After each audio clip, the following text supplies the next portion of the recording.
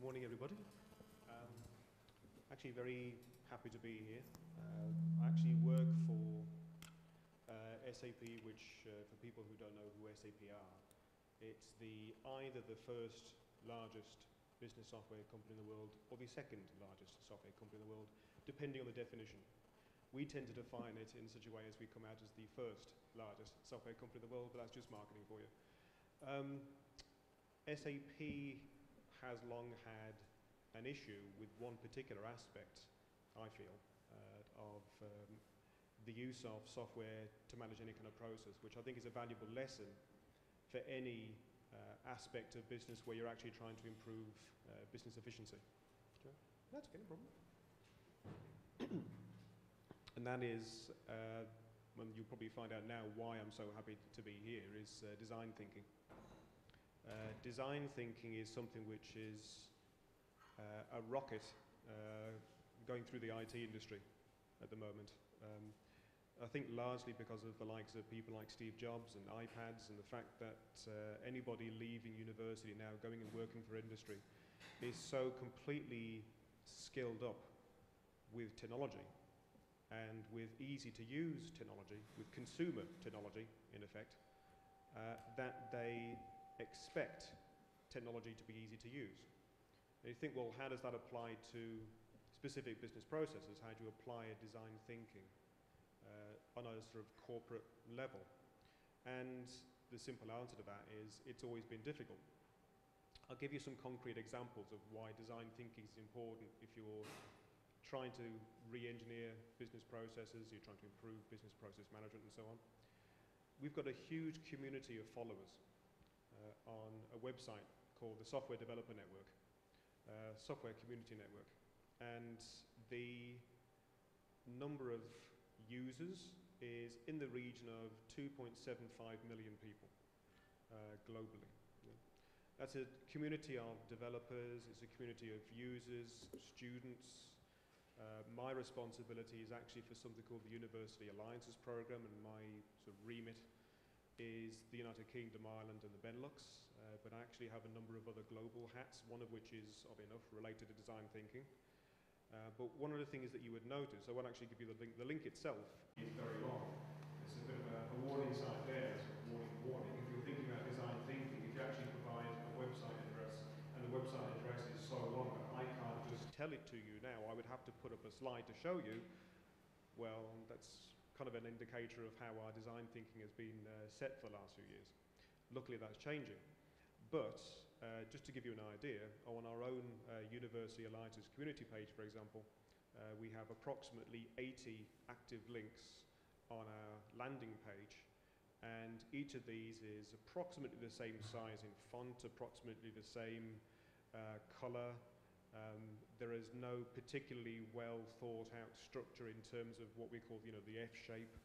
For those of you who might be involved in web design, it's a theory of web design where the eyes will follow, as if you have an F, they will follow the top bar, then they'll go down, then they'll go into the middle of the page, then they'll go down again, and by the time they've got to the bottom of the page, they're actually getting bored and they don't look at the page anymore. No? So how does that impact, though, on business processes? Well, simply, first of all, because the interaction with the community is a very crucial business process. If you actually haven't had the proper process of design thinking right from the start, and you haven't actually designed this interaction properly, well, that's 2.5 million, well, 2.75 million people now that haven't actually received whatever the information is that you're trying to get out to them. Sometimes it's pure marketing, sometimes it is a degree of PR and so on, but sometimes it's crucially important information. If we've got something like a new product launch, if we've got training opportunities, if we've got conferences where you can go and find about new products and so on, that is a real hindrance if you've designed your interaction in such a way, if you design the interaction in such a way that actually you've been unable to reach out to that large number of people. Well, if only a fraction of those people are unhappy with the design that you've incorporated, and they drift off because they're tired, they've spent 10 minutes looking for something, they can't find it. Well, if it's only 1%, what's 1% of 2.75 million people? Yeah? It's what, 27,000 people? Okay, so you would have a really sort of severe problem in your hand there. However, design thinking, when it comes to the interaction with technology, incorporates other aspects of technological use as well, not just community relations and websites. The biggest single issue that we face as an industry as a result of the fact that technology has become so completely ubiquitous is the volume of data produced. You know, it's the sheer quantity of it. And we've got to the point now where there's an estimate that the amount of data that's been produced in the last year is actually greater than the amount of data that had been produced from 2009 going back to the beginning of the IT industry, or the beginning of the personal computer industry in 1981, the launch of the IBM PC. If you think, put that in context, well, first of all, it creates a whole series of data mining issues, but you think also from a process perspective. You've actually got to reach out and say, if you're a large organization, or even a sort of fairly medium-sized organization, in fact, in medium-sized organizations, it may even be worse because you might not have a dedicated IT person or a dedicated designer.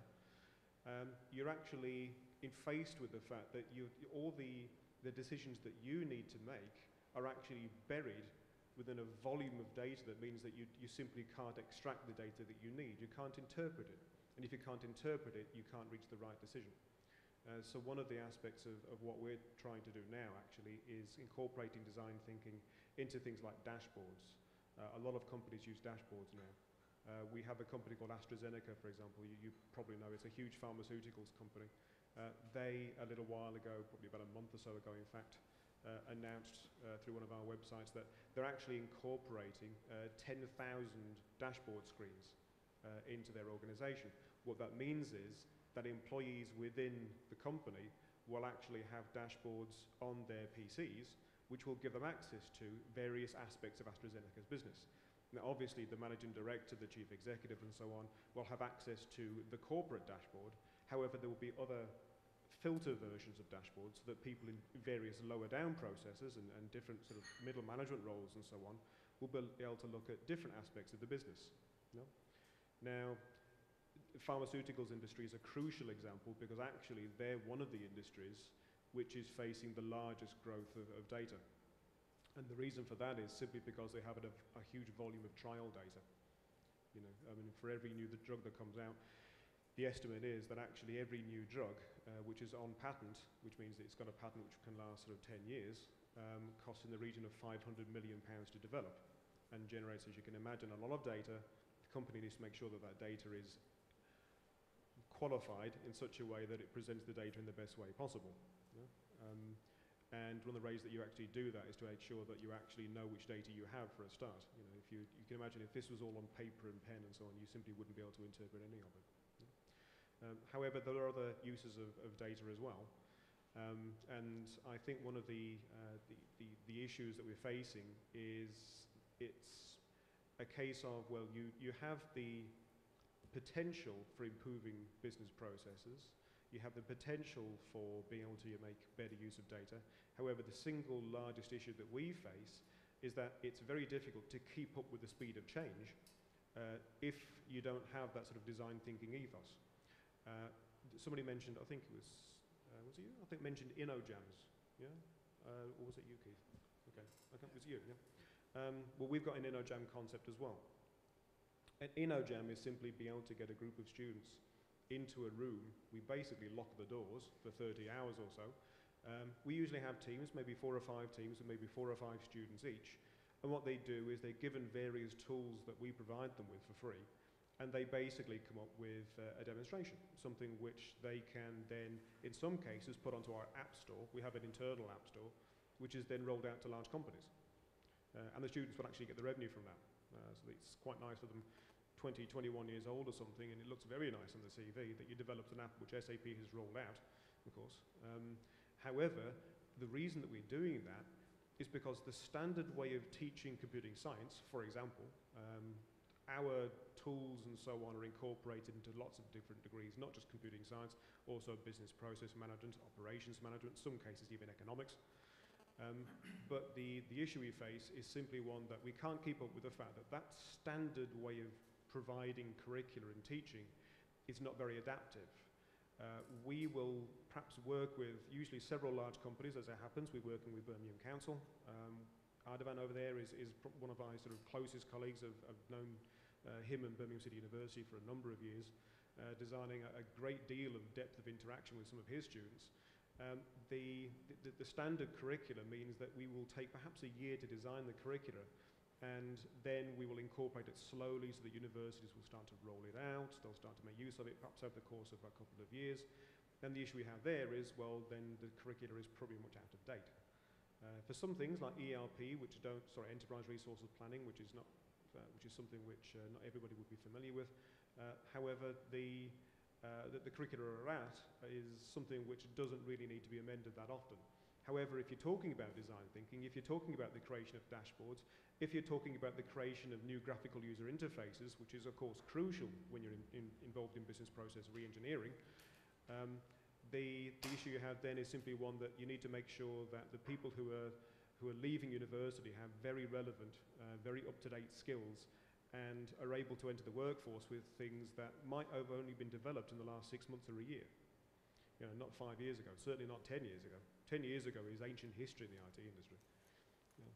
So my sort of, key sort of takeaway lesson, I guess, as I sort of draw to a close is simply this, that design thinking is one of the most crucial aspects from our perspective of the whole aspect of process re-engineering and process efficiency and managing a business properly. Some people think that it's just the marketing and it's just the websites and interactions and so on. But actually it's incorporated into a whole stream of different processes and different activities that a company is engaged in. And it's entirely down to the ability to process information, to communicate that information. That design thinking is so important, and it immediately reflects, of course, on business processes, because without good information, without reaching the right decision, you end up with a process which is extremely inefficient, or one which ends up going into a feedback loop. We didn't make the right decision. Well, how do we make the decision again? Well, if you haven't improved the amount of information or the interpretation of information, then you're going to make the same decisions again. Okay. So that would be my conclusion. It's SAP's sort of experience, and certainly experience from the University Alliances program. However, it's something which I think could be incorporated much widely to the wider economic situation.